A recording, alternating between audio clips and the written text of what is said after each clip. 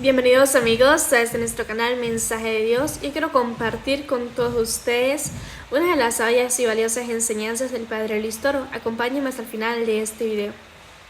Ellos pueden ser hijos de la Virgen María, pero no puede fallar la Biblia y dice que son hermanos de Jesús. Ahí está la respuesta. Otro que quiera preguntar, o otra pregunta. Venga, pregunte pues. ¿Él es el hermano separado?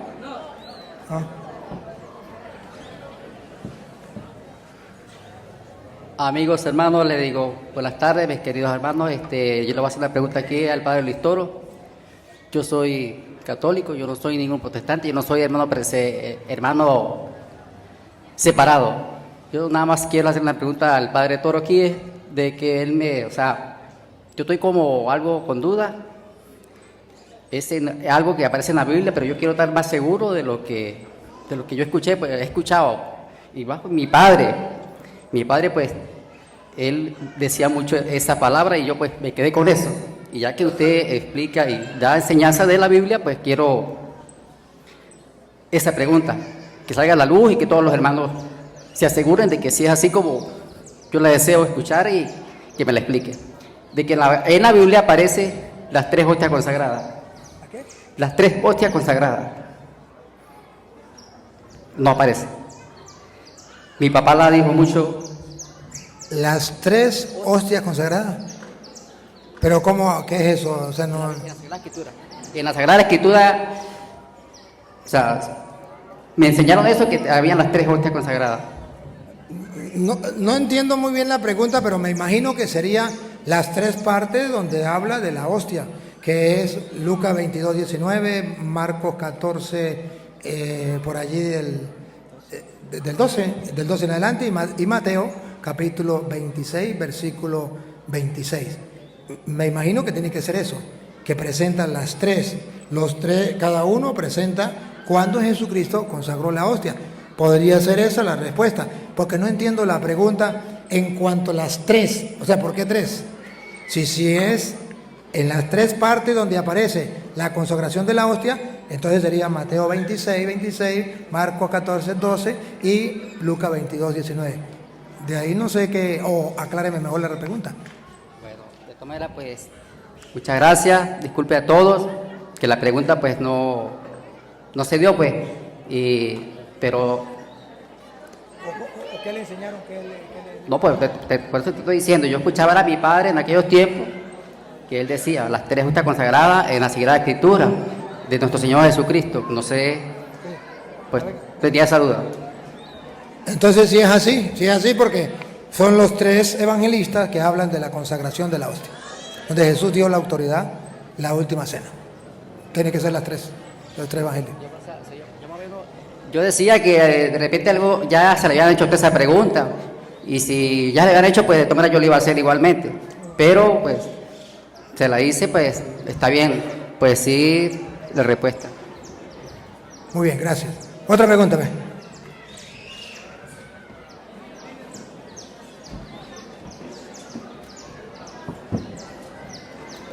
Padre, me hicieron una pregunta un evangélico, incluso un pastor, que le preguntara a usted que por qué Dios es el esposo de María y no José. Porque Gálatas 4:4 dice, no lo inventé yo, Gálatas 4:4 dice que a Dios un día le pareció bien tener un hijo en el vientre de una mujer. A ver. Pero cuando vino el cumplimiento del tiempo, Dios envió a su Hijo. Dios envió a su Hijo. Nacido de mujer. Listo. Nacido de mujer. Entonces, aquí la Biblia me habla que ese hijo no fue con un hombre, que ese hijo es de Dios y que Dios bien ha querido pues tener una mujer que le diera un hijo. ¿Qué vamos a hacer? En Lucas 1:31 también lo dice de otra manera. Lucas 1:31.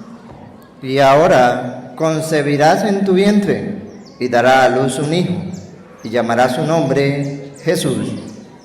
Este será grande y será llamado Hijo del Altísimo. Ahí tiene, es Hijo del Altísimo.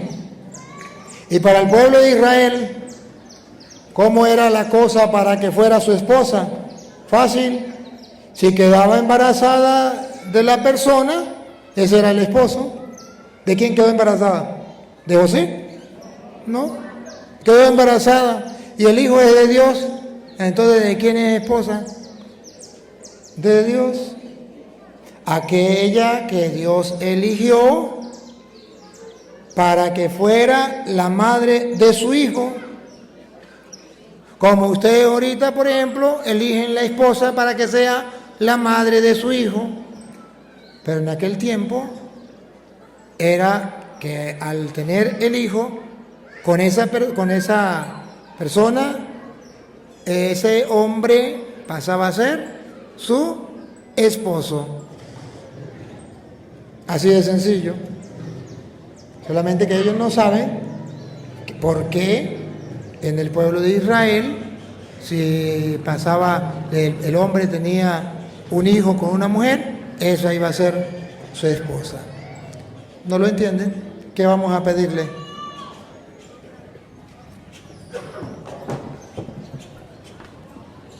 Otra pregunta. Dice, ¿qué consejo nos puede ofrecer el padre a los jóvenes sobre los tatuajes, según la Biblia?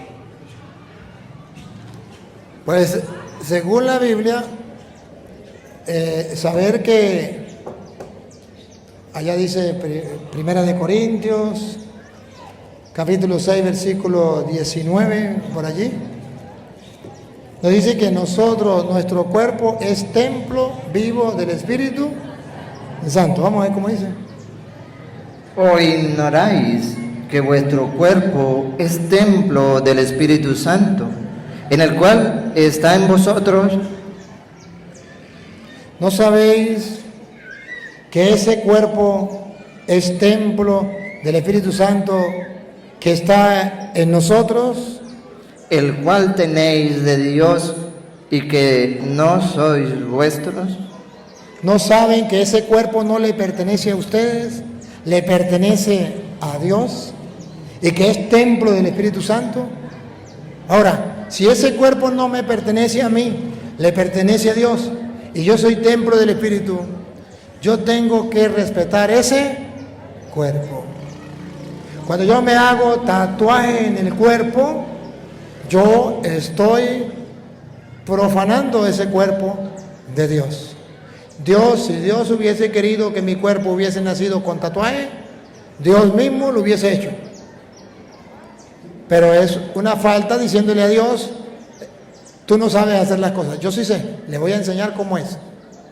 Igual que la mujer que se opera para ponerse más de aquello que te conté, ¿verdad? O los hombres que se operan para dejar de ser hombres y meterse en las mujeres. Eso es jugar con el cuerpo que no es de ellos, le pertenece. No es que mi cuerpo es mío y yo hago lo que me da la gana. Según la Biblia, el cuerpo no es suyo, le pertenece a Dios. Y usted no puede hacer con él lo que le dé la gana. Y segundo, porque todo tatuaje viene de la cultura de la muerte. El tatuaje es una cultura diabólica, satánica. El tatuaje viene de aquellos que aman a Satanás, adoran a Satanás y a la muerte como a su Dios, y comienzan entonces a buscar que la gente se haga tatuaje. Y ustedes verán los tatuajes, la mayoría, no todos, pero la mayoría, ¿de qué son? Dragones, calaveras, serpientes, alacranes, todo lo que sepa diablo. Todo lo que sepa diablo. ¿Para qué? es la cultura de la muerte. Padre, y si yo me hago un tatuaje de Cristo, está faltándole el respeto a su cuerpo, que no le pertenece a Dios. Pero segundo, está apoyando a la cultura de la muerte. Está diciéndole a los de la cultura de la muerte, ánimo, yo los apoyo. Yo, cristiano, apoyo la cultura de la muerte. ¿Y qué es la cultura de la muerte? Sí al aborto, lo apoyo. ¿Qué es la cultura de la muerte? Sí a adorar a Satanás. ¿Qué es la cultura de la muerte? Sí a la eutanasia. ¿Qué es la cultura de la muerte? Todo lo que sea del diablo. Igualito que el Halloween, que también va con la cultura de la muerte, y que un cristiano no debe seguir en esas cosas. La siguiente pregunta es, ¿por qué en la Iglesia Católica se postran y veneran imágenes? Según Deuteronomio capítulo 5, versículo 7, habla que Dios es un Dios celoso. Dios es un Dios celoso, ciertamente. ¿Pero de qué es celoso? Ustedes lo pueden ver en Éxodo 34, 14. Vamos a ver 14 al 17. Éxodo 34, 14 al 17. Porque no te has de inclinar a ningún otro Dios. Escuchen, otra vez. Porque no te has de inclinar a ningún otro Dios. Niña, aquí está la respuesta. No me prohíbe a mí inclinarme ante una imagen. Me prohíbe inclinarme ante otro Dios. Escuchen. Porque no te has de inclinar a ningún otro Dios, pues Jehová, cuyo nombre es celoso. Porque Dios es celoso de una imagen o de otro Dios. Ahí no dice, no se inclinen ante una imagen, porque yo soy celoso con las imágenes. Ahí dice, no se inclinen ante otro Dios, porque yo soy un Dios celoso. ¿De una imagen o de otro Dios? Repítalo. Estamos leyendo la Biblia Reina Valera. Repítalo. Porque no te has de inclinar Vamos a ver si ante una imagen. a ningún otro Dios. No es una imagen, es otro Dios. Pero puede ser que haya alguien que crea que una imagen es Dios. Eso sí es pecado. Pero en el caso de nosotros nos inclinamos ante una imagen creyendo que esa imagen es Dios. No. La prohibición es inclinarme ante otro Dios. Repítalo y sigue. Porque no te has de inclinar a ningún otro Dios, pues Jehová, cuyo nombre es celoso, Dios celoso es. Es celoso de otro Dios, no de una imagen. Sigue. Por tanto, no harás alianza con los moradores de aquella tierra, porque fornicarán en pos de sus dioses. ¿Porque tendrán imágenes? No. Porque fornicarán con otros dioses. Y ofrecerán sacrificios a sus dioses. Dioses. Esto es lo que no le entra en la cabeza a los protestantes. Y donde dice dioses, ellos se imaginan las imágenes.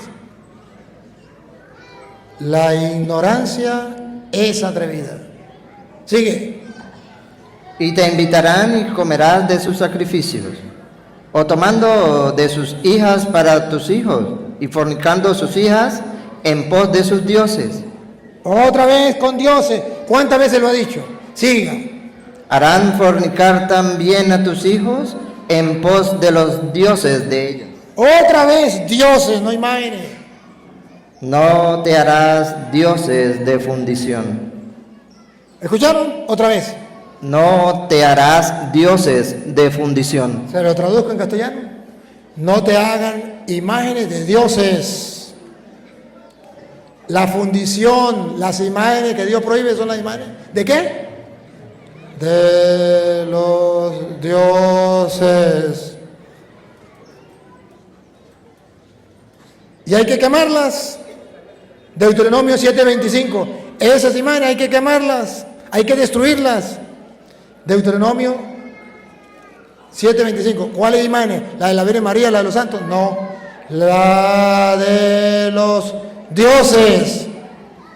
Las esculturas Imágenes, de sus dioses no de la Virgen María, no de los santos, de sus dioses quemarás en el fuego. quemarás en el fuego. Ahí los protestantes se vuelven locos y agarran las imágenes de los católicos y las queman. ¿Y por qué no hacen lo mismo con las imágenes de ellos? ¿Y por qué no agarran las imágenes que están en los billetes y le meten candela? Los dólares, ¿por qué no le meten candela a esas imágenes? Y los tratan con cuidado, los doblan con cuidadito, ¿Saben qué? Le pongo un ejemplo. No sé si ustedes escucharon al hijo del presidente. ¿No escucharon al hijo del presidente? Escúchenlo, está en YouTube. La entrevista que le hicieron. Al hijo del presidente le hicieron a Nicolásito, es que se llama, ¿no? Le hicieron una entrevista. Si es mentira, no lo van a encontrar en YouTube. Búsquenlo en YouTube, la entrevista que le hicieron. Y le preguntaron sobre, porque él es el encargado de culto en Venezuela. El encargado del culto. Y le preguntaron sobre Dios. Y él dijo en conclusión, le voy a resumir en conclusión, búsquelo en YouTube. Ahí está la entrevista. ¿Qué dijo? Cuando le dijeron que si él creía en Dios. Y él dijo, sí, yo creo en Dios. Bueno, pero si usted cree en Dios, entonces, bueno, ¿cómo es la cuestión ahí con el problema de la iglesia católica, que está con el obispo no sé qué? Digo, bueno, lo que pasa es que, bueno, yo creo en Dios, pero ustedes no entienden que Dios tiene varios nombres. Dios, uno lo llaman Jesús, otros lo llaman Alá, otros lo llaman Yahvé, bueno, no me acuerdo los nombres que le dio. Y nosotros le llamamos María Leonza. Porque María Leonza es Dios. A ver, búsquenlo por YouTube, búsquenlo. La entrevista de Nicolásito y búsquenlo para ver, para que ustedes vean que es un ídolo.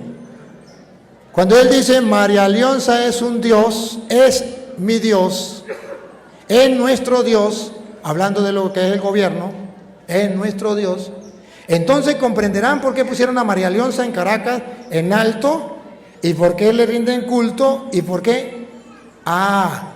Eso es lo que dice la Biblia. Las imágenes de los dioses destruirás. María Leonza es un Dios. ¿Por qué los protestantes no van y le dicen al presidente destruya a María Leonza?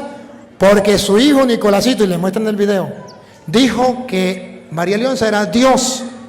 Y para nosotros los venezolanos o para los políticos, María Leonza es Dios.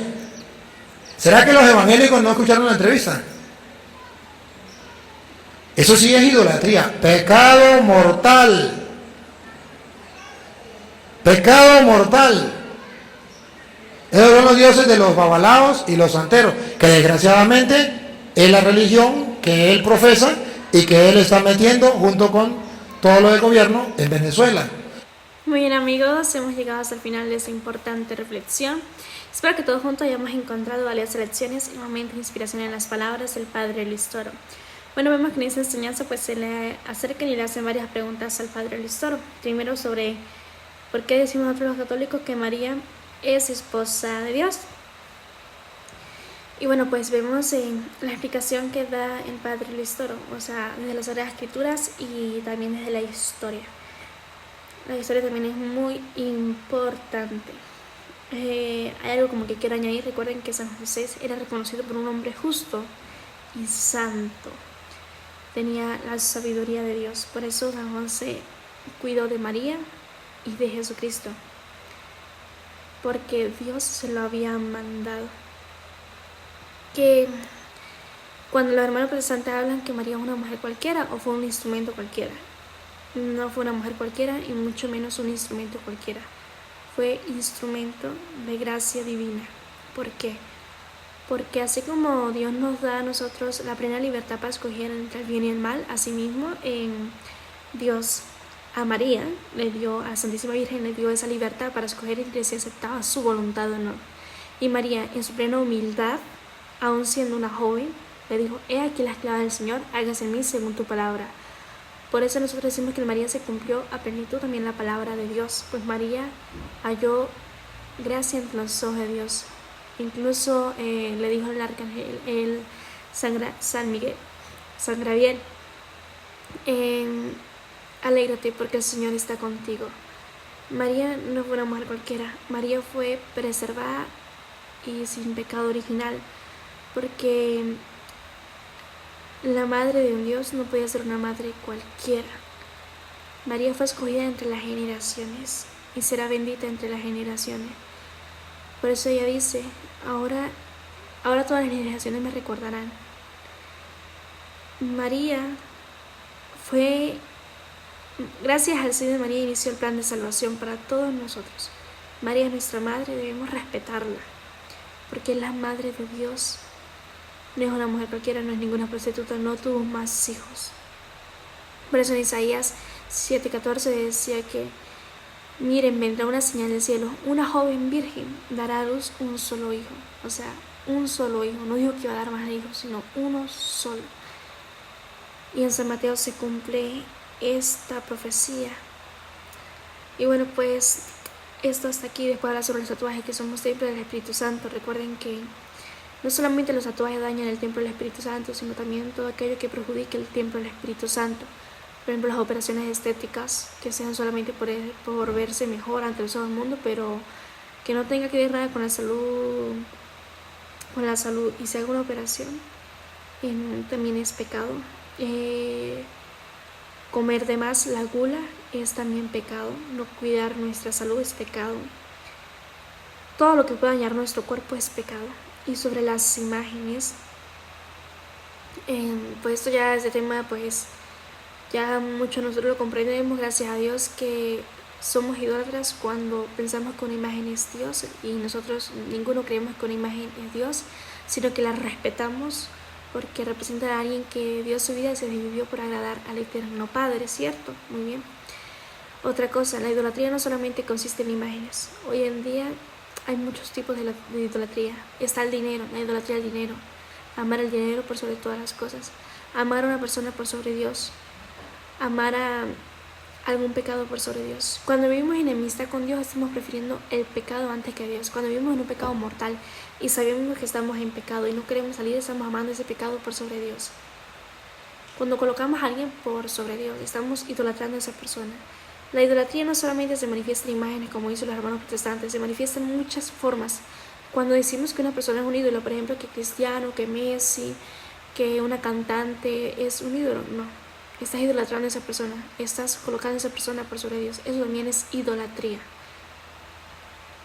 Y hay muchas maneras más de la idolatría, solamente que los hermanos protestantes, solamente porque malinterpretan las Sagradas Escrituras, dicen que son las imágenes, pero no. Y hay que tener cuidado que no estemos haciendo otro tipo de idolatría que no sea la que dicen los hermanos protestantes, ¿no? Que coloquemos al pecado por sobre Dios, que nos colocamos nosotros por sobre Dios. Recuerden que Jesucristo dijo: niéguese a sí mismo, tomen con su cruz y sígame. Aquel que no sea capaz de negarse a sí mismo y tome con su cruz y me siga, no es digno de mí. Aquel que ame más a su madre, a su padre, a sus hermanos, a su esposa, a sus hijos, a sus terrenos, a sus casas, más que a mí, no es digno de mí. Aquel que ame el dinero más que a mí, no es digno de mí. Aquel que ame la lujuria, el adulterio, todo tipo de pecado mortal, no es digno de mí, no me ama más a mí. Ojalá pudieran investigar qué significa el primer mandamiento y cumplirlo a plenitud: amar a Dios por sobre todas las cosas. no solamente de labios, sino de corazón, con hechos y palabras. Que Virgen María Santísima los acompañe. Hasta pronto.